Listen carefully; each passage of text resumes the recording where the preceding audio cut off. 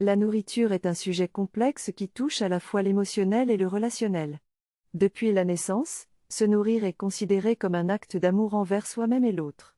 Cependant, il est de plus en plus difficile de se réconcilier avec la nourriture dans une société où la cacophonie diététique règne en maître. Nous passons beaucoup de temps à réfléchir à notre alimentation et à rationaliser nos croyances en croisant les connaissances scientifiques du moment, mais cela nous empêche souvent d'écouter notre corps, notre appétit et les signaux envoyés par la faim et la satiété.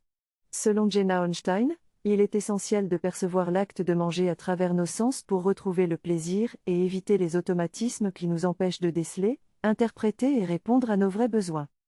Dans la tradition bouddhique, donner un sens à son existence peut se comparer à l'art culinaire. Le bouddhisme considère que manger est la question cruciale de comment vivre.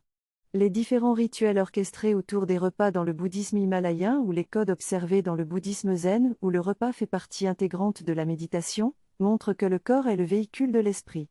En combinant la sagesse de la philosophie bouddhiste et la science de la nutrition, il est possible de retrouver un équilibre. Le texte aborde le sujet de la relation entre l'alimentation, les émotions et la santé mentale.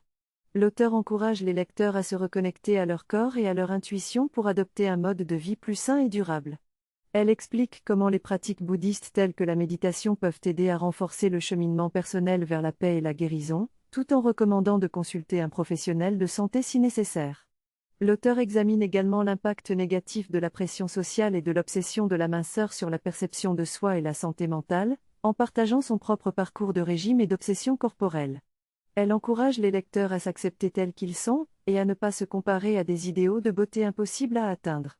En fin de compte, l'auteur rappelle que le plaisir et la joie sont des aspects importants de l'alimentation et de la vie en général, et qu'il est possible de manger sainement sans se priver ou se sentir coupable. Cheryl est une femme qui suit un régime strict pour perdre du poids.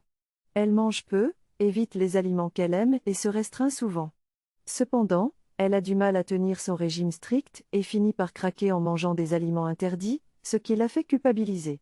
Malheureusement, la restriction alimentaire excessive peut provoquer une envie de manger compulsivement et créer une dépendance alimentaire. En outre, lorsque le corps s'adapte à un régime alimentaire pauvre en calories, il stocke plus de graisse lorsqu'il est soumis à une alimentation plus riche. En fin de compte, il est important de manger régulièrement et de ne pas se priver pour éviter les excès alimentaires et maintenir un poids sain. Les régimes alimentaires sont devenus très populaires, presque autant que le baseball. Cependant, malgré notre conscience du caractère illusoire de ces régimes, nous aspirons toujours à perdre du poids.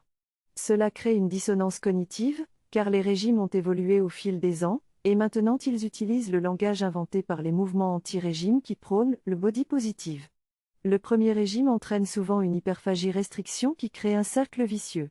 Les régimes sont considérés comme des remèdes inefficaces pour des problèmes inexistants, comme l'a dit le groupe féministe The Fat Underground. Les régimes peuvent produire un sentiment de plaisir, de séduction et d'attente, mais ils peuvent aussi limiter nos activités et notre vision de notre corps. Les médias et la société renforcent les messages selon lesquels être mince est le mieux. Les régimes peuvent être similaires aux pratiques religieuses, car ils ont leur propre code moral, leurs rituels et leur communauté. Cependant, leur accent sur la perte de poids éclipse souvent ces autres aspects. Les adeptes de régime cherchent toujours des moyens de recréer leurs aliments préférés tout en respectant leur régime. La difficulté de changer notre rapport à la nourriture peut parfois sembler écrasante, mais nous pouvons apprendre à nous éveiller grâce à la méditation.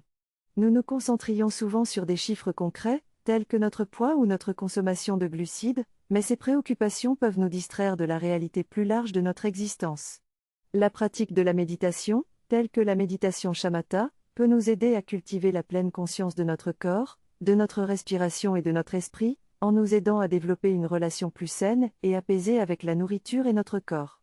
En cultivant cette pleine conscience, nous pouvons découvrir la vérité et la nature de notre réalité.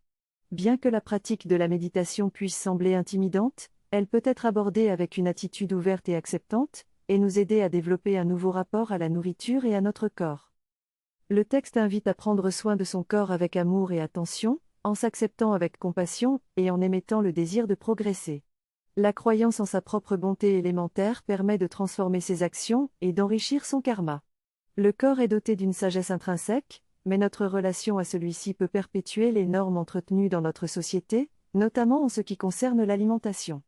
Remettre en question ces normes, nourrir sa bienveillance et assumer pleinement son corps peut devenir une forme radicale d'activisme. La prise de conscience de notre capacité à surmonter la souffrance peut également nous libérer de celle-ci. La paramita de la générosité est un excellent point de départ pour donner à autrui, et lâcher prise. L'article parle de l'importance de la connexion entre la faim et le goût agréable des aliments. Il est essentiel d'identifier et de répondre de manière appropriée aux sensations physiques de la faim afin de manger agréablement et régulièrement tout au long de la journée. L'article explique également comment les convives peuvent continuer à manger même s'ils ne ressentent plus autant de plaisir, ce qui peut conduire à une sensation de malaise physique.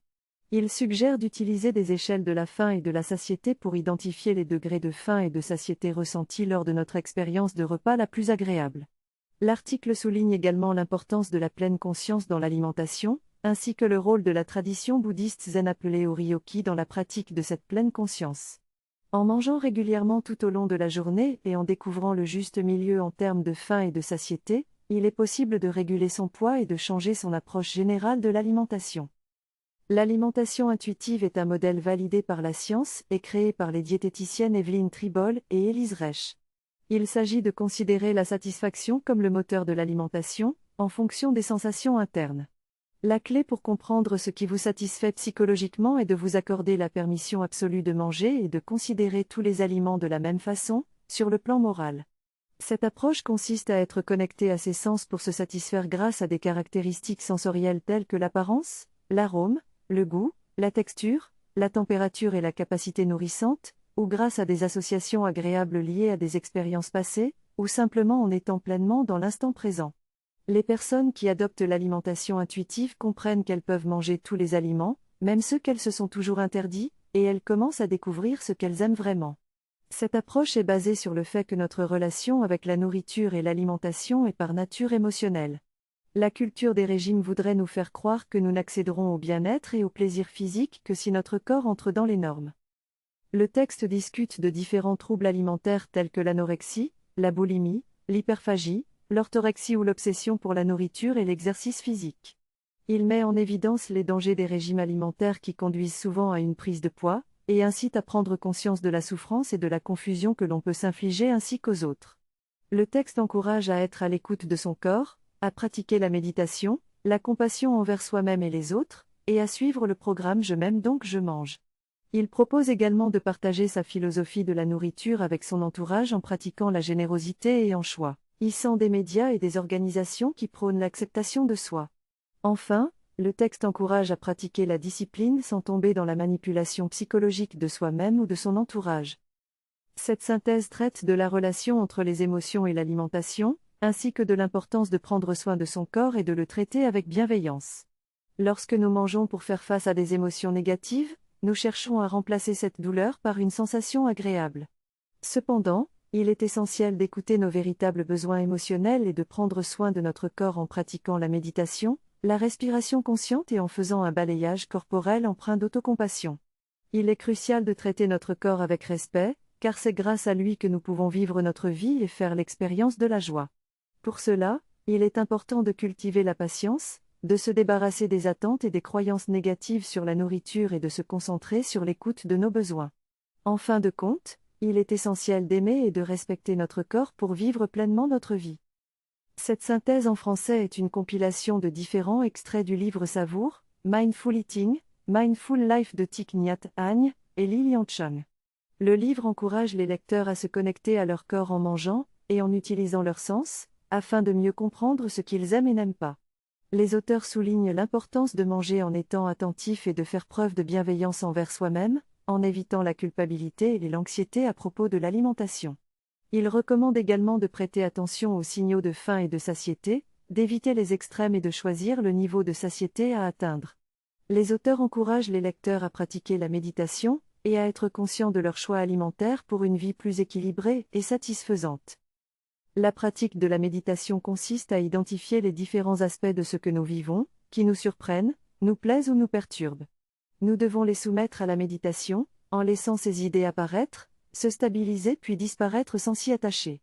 Cette méthode nécessite une nouvelle perspective sur notre engagement envers nous-mêmes et la compréhension de ce que nous sommes. Tout au long du programme Je m'aime donc je mange, Il est probable que nous soyons confrontés aux 3 sortes de paresse, qui consistent à se laisser submerger, à se décourager et à procrastiner. L'antidote à la surcharge est de réviser nos priorités. Nous devons être déterminés, et nous connecter à nos intentions. En réaffirmant chaque matin notre engagement envers le programme, nous pouvons progressivement évoluer vers plus de compassion vis-à-vis de nous-mêmes. En travaillant à déboulonner nos croyances en matière d'alimentation miracle, nous pouvons nous recentrer sur l'intelligence de notre corps et apprendre à lui faire confiance tout en nous faisant plaisir. Le texte évoque l'importance de la méditation pour apprendre à mieux écouter les besoins de notre corps et à nous faire confiance sur le long terme, notamment en matière de nourriture et de santé. La pratique Je m'aime donc je mange permet ainsi de développer une relation plus saine avec notre corps et notre environnement, en faisant preuve d'autocompassion et d'acceptation de l'incertitude. Les personnes qui méditent ont généralement plus de facilité à détecter les changements dans leur corps et à évaluer leurs besoins, ce qui les aide à mieux suivre leur programme. La méditation et la pratique Je m'aime donc je mange sont donc des outils précieux pour retrouver une meilleure relation avec notre corps et notre alimentation, en apprenant à écouter nos sensations et nos besoins réels.